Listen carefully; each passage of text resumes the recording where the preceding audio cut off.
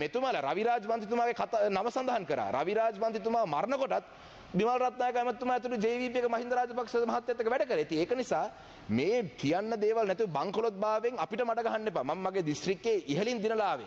මින් ඉදිරියට එහෙම කියන්න ඕන නම් ගරු මුලසුනේ ඉන්න මන්ත්‍රීතුමනි මේ ඇමතිවරුන්ගේ තාත්තලා රාජපක්ෂලාගේ ගණකාදිකම් කරන කට්ටියක් ඉන්නවා. අපිට ඒවත් කියන්න පුළුවන්. හැබැයි අපි මේ පහත් තත්ත්වයට වැටිලා මඩ ගහන්නේ නැහැ. එදා මට මේ සභාවේ මම නැති අවස්ථාවක කිව්වේ මගේ නම සඳහන් කරලා තිබ්බනම් මේ කොනේ ඉන්න මන්ත්‍රීවරයා කියලා මට පැහැදිලිවම කිව්වේ.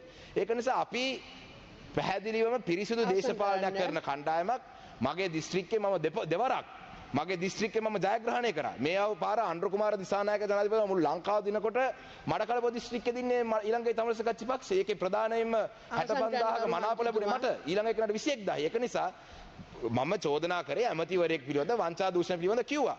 ඒක ගැන පරීක්ෂණයක් පවත්වන එක වෙනුවට මෙහෙම පහත් මට්ටමේ මඩ ගැසීමට මේ ආණ්ඩුවේ ඉන්න BRට වැටෙන්න එපා කියන එක මම මේ අවස්ථාවේ කියනවා. බොහොම ස්තුතියි. ගරු විමල් රත්නායක මගේ නම සඳහන් කරමින් විවේචනයක් ඉදිරිපත් කර නිසා ගරු මැතිණියනි මම මේ මන්ත්‍රීවරයා සම්බන්ධව කරුණු ගණනාවක් ඉදිරිපත් කරා චෝදනාවක්. ඉන් එකක් විතරයි රනිල් වික්‍රමසිංහගෙන් විමර්ශකගත මුදල් ගත්තා කියන එක. මම පැහැදිලිව ඉදිරිපත් කරේ 2000 අපි රාජපක්ෂලත් එක්ක 2005 2006 2007 2008 2009 හිටියේ නෑ. ඒක මේ රටේ දේශපාලන සත්‍යයක්.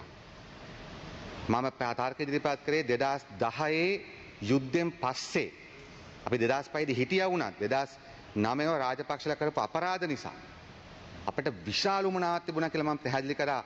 ඒ දූෂිත පාලනයෙන් ඉවත් වෙන්න අපි වෙනුවෙන් කටයුතු කළා. හැබැයි දෙමළ දේශපාලනඥයෙක් කියමින් ඒ උත්තරයි දකුණයි ලංකාවේ දෙකම විනාශ කරපු පුද්ගලයෙක් එක්ක කටයුතු කරපු පුද්ගලයෙක් තමයි මෙයා. ඒතර මෙතුමාගේ මම හැන්සාට් කරනවා. මම එනකන් හිටියේ. මම එදා මේක ඉදිරිපත් කරේ මම ළඟ අතේ තිබුණා. මේ තියෙන්නේ රාජපක්ෂලත් එක්ක 2012 13 ඡන්ද ඉල්ලනවා. ඒතර රාජපක්ෂ මේ රටේ ඇතිතරම් මිනී මරලා ඇතිතරම් හොරකම් කළා තියෙන්නේ. 2005 දී රාජපක්ෂලා පව් කරන්න පටන් ගත්ත විතරයි.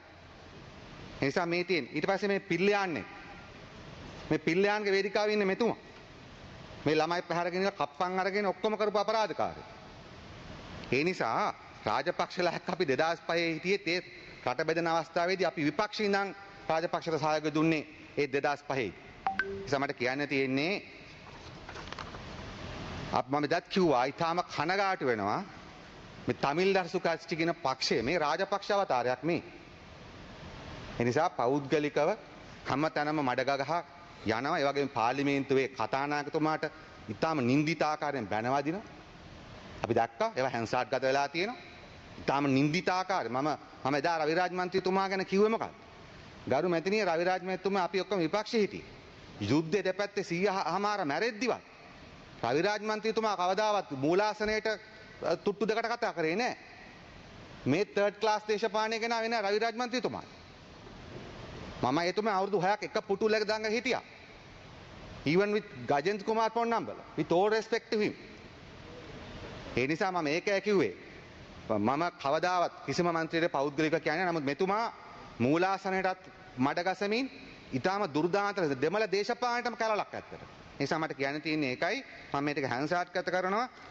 මේ රාජපක්ෂලා උතුරෙත් ලේ ගලලා දකුණෙත් ලේ ගලලා ලංකාවත් බංකොලොත් කාට පස්සේ පිල්ලයාල්ලත් එක්ක රාජපක්ෂලත් එක්ක ඡන්දිල්ලපු අය මේ.